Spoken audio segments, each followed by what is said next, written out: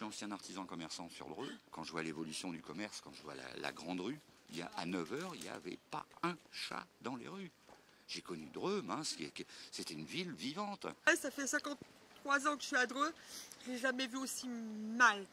Pourquoi? Parce que les gens travaillent à l'extérieur pour ceux qui travaillent. Ils vont acheter ailleurs et Dreux, on meurt. La Saint-Denis, maintenant, c'est un ersatz de fête. J'ai connu la Saint-Denis qui durait une semaine et les rues étaient pleines tous les jours. On se marchait sur les pieds. Bon, il n'y a plus rien, il n'y a plus rien, il n'y a plus rien. La grande rue, je l'ai connue en roulante, dans les doubles sens. Et des magasins ouverts de toutes sortes. Mercerie, quincaillier, qu'on n'a plus. Il faut aller à Houdan. Moi, ça fait plusieurs années que je suis demandeur d'emploi. On m'a bien fait comprendre soit que j'étais trop vieux, soit que j'avais trop de connaissances. Hein, et maintenant, je survis avec 520 € que l'allocation spécifique de solidarité que l'État m'accorde tous les mois. Alors survivre avec 520 €, c'est même plus survivre, c'est impossible. Je suis à moitié au chômage, moitié à la recherche d'un emploi, en intérim. J'ai 58 ans, dans quelques mois. Et je me bats tous les jours parce que l'administration, il faut tout leur faire.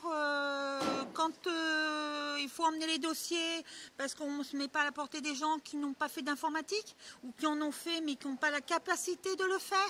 Même si soi-disant on est accompagné, moi je vois Pôle emploi, soi-disant on est accompagné, moi j'ai recommencé de trouver du travail, on ment.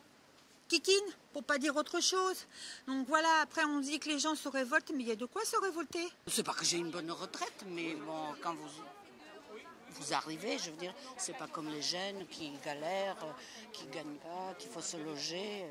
Mais c'est vrai que tout augmente et comme tout le monde, ben, on regarde, on compte. Les gens font des plus petits paniers, dépensent moins. Oh bah ça, l'inflation, malheureusement, on est un peu habitué, mais bon, c'est vrai que là, en ce moment, on bat des records. On sent bien qu'il y a des tensions, c'est vrai que tout augmente, hein. L'essence, le gaz, l'électricité. Ah, le poisson, c'est hors de prix. La Covid a eu bon dos, maintenant c'est l'Ukraine. Je plains le peuple ukrainien, je suis de tout cœur avec eux. Mais bon, ça aussi, pour faire passer la pilule, si vous me permettez l'expression, ça a aussi bon dos. Hein. S'il y avait moins de personnes qui boursicotaient sur le blé, il y aurait moins de problèmes. Parce que pour moi, que le blé soit coté en bourse, c'est une ineptie. C'est une ineptie. Hein, je ne peux pas tolérer ça. Je ne peux pas tolérer ça. Le blé, c'est la nourriture de base de tous les peuples. De tous les peuples. La bourse a été le grenier à blé. Maintenant, on fait du soja, on fait des trucs comme ça qui nourrissent les animaux.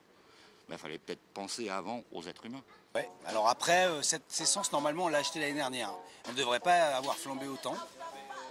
C'est peut-être pour se rattraper pour les prochaines. Je ne sais pas comment ils font, en fait.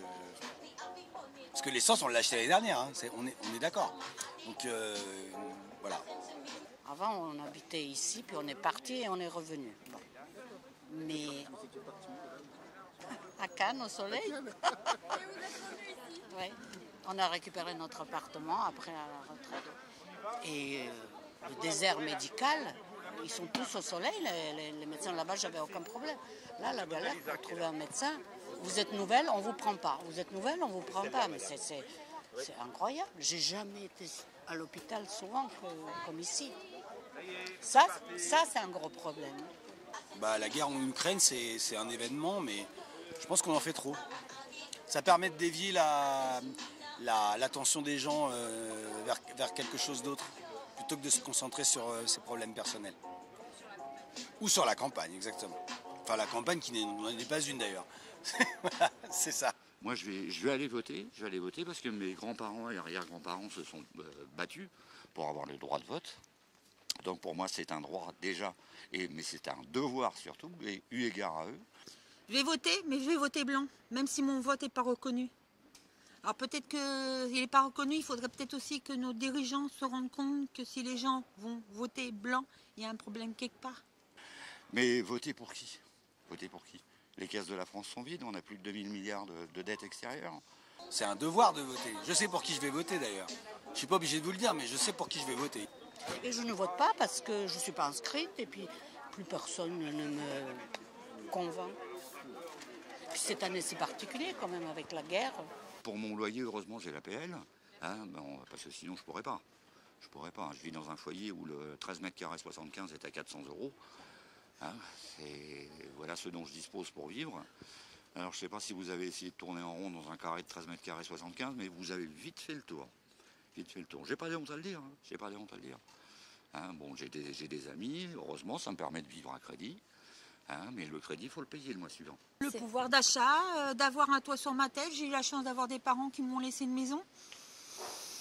Paix à leur âme, parce que je me dis, si je n'avais pas eu mes parents, je serais dans la rue. C'est quand même dommage, à 58 ans, de me retrouver dans la rue. Comme disait Coluche, hein, les fins de mois sont difficiles, surtout les 30 derniers jours.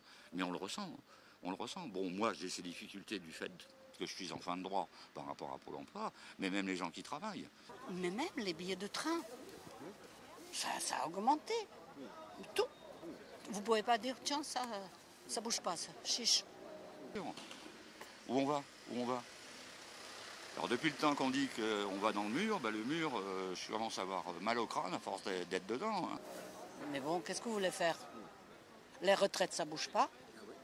Et puis, il n'y a pas que les retraites, il y a d'autres salaires qui sont bloqués. Voilà. Vous avez des aides de l'État quand même? Non, parce que malheureusement, mes parents m'ont laissé des choses. Et on m'impose aussi sur ça. Et là, il y a un moment, j'en peux plus. J'en peux plus. Je suis à bout.